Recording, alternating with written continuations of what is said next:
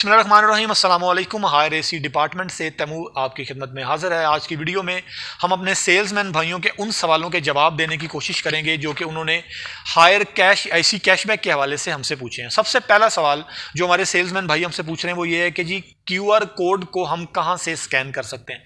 तो मैं आपको बताता चलूँ कि व्हाट्सएप ग्रुप्स में हमने QR कोड की एक सॉफ्ट कॉपी आप लोगों को सेंड की हुई है, वहाँ से भी आप इसको स्कैन कर सकते हैं। उसके अलावा हमने इसका एक लिंक बना के भी व्हाट्सएप ग्रुप्स के अंदर जो है वो सेंड किया गया है। आप कस्टमर को गाइड कर सकते हैं कि उस लिंक के ऊपर वो क्लिक करे और जो भी फॉर्म है हमारा उसके बाद जो ओपन होता है वो उस लिंक को क्लिक करने के बाद भी आपके सामने ओपन हो जाएगा।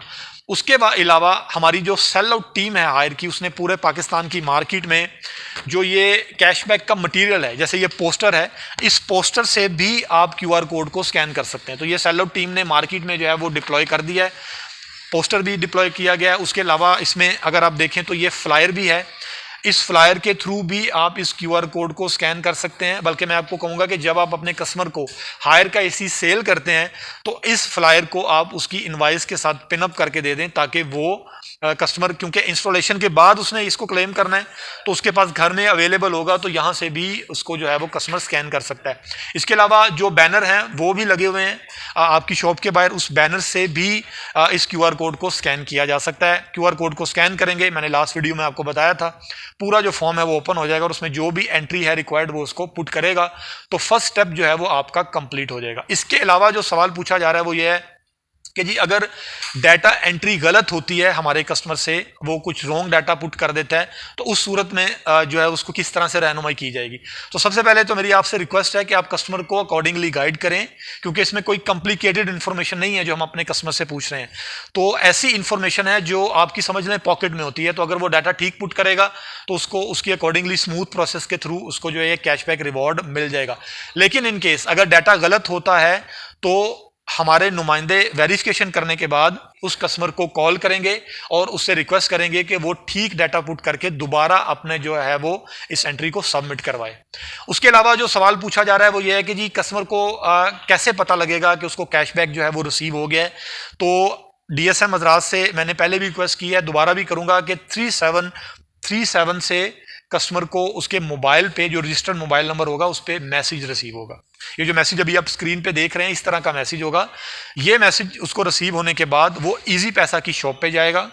इजी पैसा का शॉपकीपर उसकी बायोमेट्रिक करने के बाद जो भी अमाउंट होगी वो उसके मैसेज पे भी मेंशन होगी, वो अमाउंट उसको इमीडिएटली दे दी जाएगी और उसके बाद भी उसको कंफर्मेशन का एक और मैसेज उसके रजिस्टर्ड नंबर पे रिसीव होगा। DSM हमारे जो दोस्त हैं वो ये भी सवाल पूछ रहे हैं कि जी इन केस अगर 3737 से रिसीव होने वाला मैसेज कस्टमर ओवरलुक कर देता है या वो डिलीट हो जाता है मैसेज, हालांकि इसकी 6 मंथ तक जो है वो वैलिडिटी है, लेकिन अगर वो मैसेज डिलीट होता है या वो ओवरलुक हो जाता है मैसेज, तो कस्टमर क्या करे। हम इसकी रहनुमाई के लिए भी यहाँ पे मौजूद हैं।